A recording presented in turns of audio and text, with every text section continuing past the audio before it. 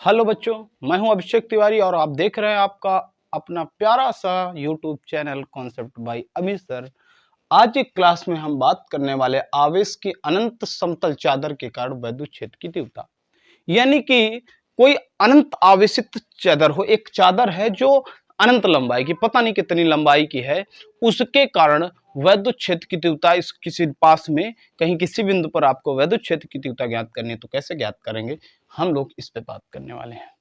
ये गाउस का एक अनुप्रयोग है। हमने इसके प्रीवियस लेक्चर में गाउस का अनुप्रयोग एक तार के कारण विद्युत क्षेत्र की तीव्रता के बारे में पढ़ा था। एक वायर है जिसके कारण आसपास के किसी बिंदु पर विद्युत क्षेत्र की तीव्रता क्या होगी, यानी गाउसेस थ्योरम से ये तीन अनुप्रयोगों के बारे में हम उस समय चर्चा किए थे कि एक तार के कारण, एक चादर के कारण और एक किसी गोले के कारण की बात करेंगे।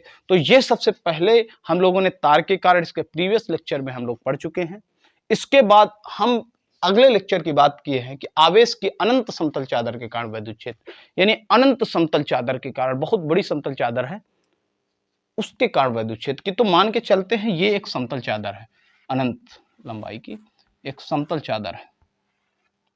ये देखो, मान के चलो ये समतल चादर है, ये पूरा एक समान रूप से आवेशित है।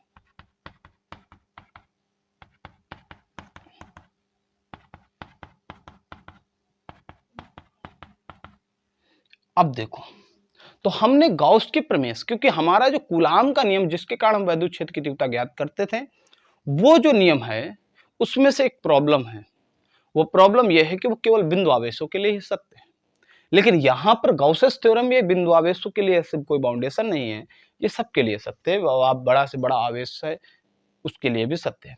तो यहां से अगर हम बात करें तो इस पे से गाउसियन प्रश्न मानना होता। मान लो यहां पर विद्युत क्षेत्र की तीव्रता निकालनी किसी भी बिंदु पर, तो हमारे पास गाउसियन पृष्ठ के मानना है। यहाँ पे ऐसे एक गाउसियन पृष्ठ, एक बेलन ऐसे मान लेते हैं। ये गाउसियन सरफेस है, ये हमारा। इस बिंदु पर हमें पी पर चित्र है, ये पी डैश है।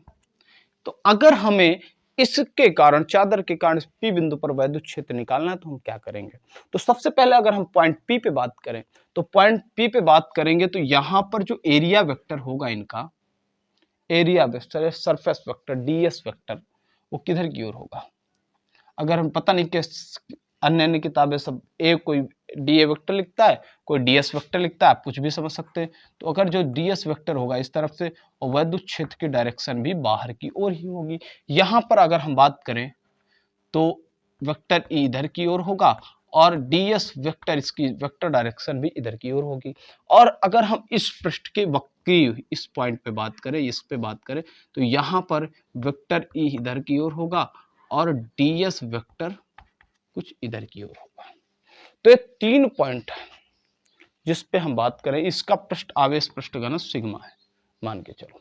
तो यहां पर हम बात करें अगर, तो हमने जैसे इसके प्रीवियस वाले में एक वक्रीय पृष्ठ था, एक समतल पृष्ठ था, दोनों के कारण हमने क्या निकाला था, विद्युत क्षेत्र निकाला, फ्लक्स निकाला था, और फिर गाउसेस थ्योरम लगा के वही काम हम यहां पर भी करेंगे। सबसे पहले हम इन पृष्ठों के कारण, तो जो उसका परिणामी फ्लक्स होगा, जो कुल फ्लक्स होगा, तो चादर से गाउसियन पृष्ठ से जो फ्लक्स गुजरेगा वो कितना निकलेगा। तो फाई ई गुजरने वाला फ्लक्स, गाउसियन पृष्ठ से गुजरने वाला फ्लक्स कितना होगा, गाउसियन पृष्ठ से गुजरने वाला फ्लक्स,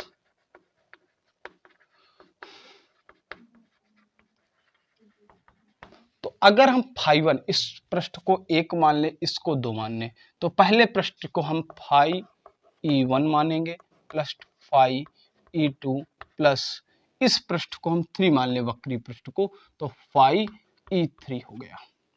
ये हमारे तीन बिंदु हो गए, फाई ई बराबर phi E one plus phi E two plus phi E three. यहां से अगर हम आगे बात करें तो सबसे पहले यहां पे ये कौन सा पृष्ठ है, फाई ई वन हमारा समतल पृष्ठ है। यहां पर हम फार्मूला लगाएंगे, तो आपको ये पता है, चूंकि फाई ई आपको पता है, इंटीग्रेशन क्लोज इंटीग्रल ई डीएस कॉस थीटा, यही तो है। तो इसके लिए भी अप्लाई करो, इसके लिए भी, इसके लिए भी, इस सब जगह। तो फाई ई यहां पे ना रख लो, फाई इज इक्वल टू ये क्या हो जाएगा, close integral E D S cos theta one. S कितना भी हो कोई दिक्कत नहीं है, आपके बात करेंगे कितना एस है उस पर तो बाद की बात होगी। यहां से plus close integral E D S cos theta 2 plus E D S cos theta 3, दोनों पे तीनों पे बात करने वाले हैं। तो फाइव इज इक्वल टू क्या हो जाएगा, तो E D S cos theta 1। यहां से देखो अगर यहां पर हम बात करें तो इस पहले के लिए, या तो ऐसे ऐसे छोड़ दो इसको, थीटा 1 थीटा 2 रहने दो, ये पहले के लिए, दूसरे के लिए और ये तीसरे के लिए अगर हम बात करें तो पहले के लिए अगर बात करें तो ई तो कांस्टेंट है, या ई तो हमारा कांस्टेंट है, क्लोज इंटीग्रल डी एस और कॉस थीटा, यहां पे जरा थीटा, थीटा क्या है, ई और डी एस के बीच का कोण है, तो थीटा देखो कितना है, ई डी एस के बीच 0 डिग्री है, तो यहां पर हम क्या करेंगे, कॉस 0 प्लस दूसरे के लिए, पहले के लिए, दूसरे के लिए देखो ई तो बाहर आ जाएगा, इसको ऐसे लिख लो थोड़ा सा, ई है आ गया डी एस कॉस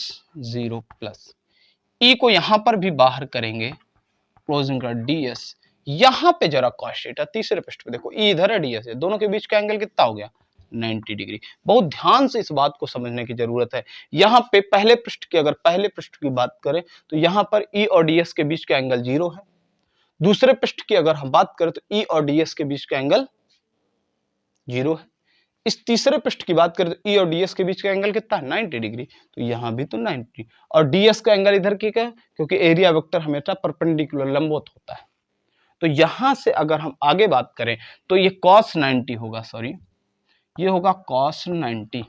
यहां पर अगर हम वैल्यू रखना शुरू करें तो ये cos 0 की वैल्यू 1 होती है, तो यहां से phi is equal to E DS का हो जाएगा यस, डीएस का इंटीग्रेशन क्या होगा, क्लोज इंटीग्रल एस हो जाएगा, और cos 0 का मान 1 होता है प्लस यह क्या होगा ई एस प्लस cos 90 का मान 0 हो जाता है, तो ये हो जाएगा। अब यहां से अगर हम गाउस के नियम की बात करेंगे, गाउस के नियम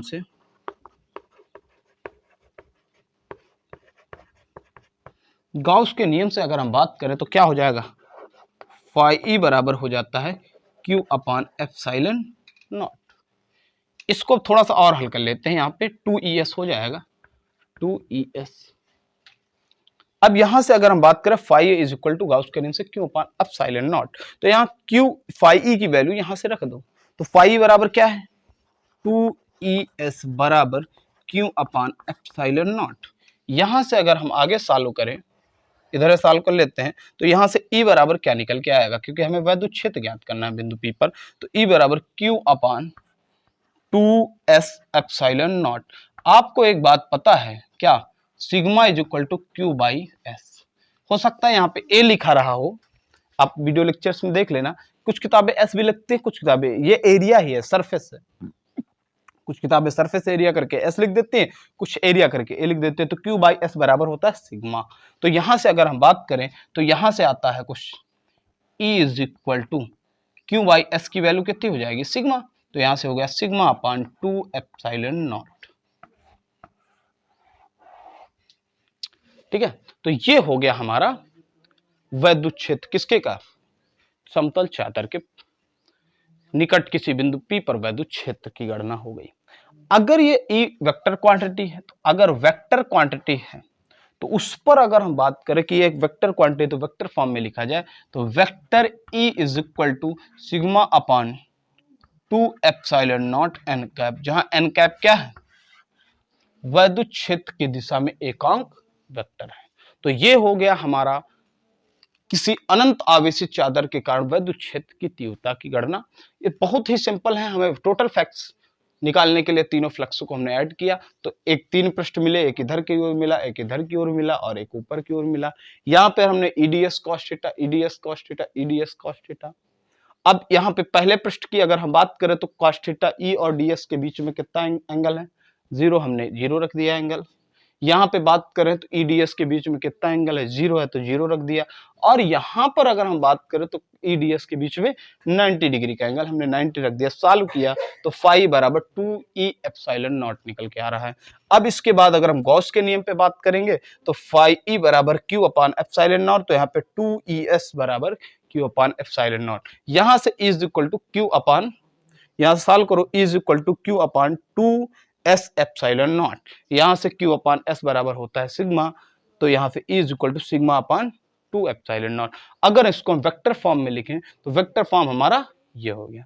अगर ये वीडियो आपको पसंद आया हो तो वीडियो को लाइक करें, अपने दोस्तों के साथ शेयर करो, एवं चैनल पे अगर नए हो तो चैनल को सब्सक्राइब करना ना भूलें। सब्सक्राइब करने के पश्चात बेल आइकन दबाना तो बिल्कुल ना भूलें, ताकि आपके पास हमारा पहला वीडियो सबसे पहले आपके पास नोटिफिकेशन पहुंचे। बहुत बहुत धन्यवाद।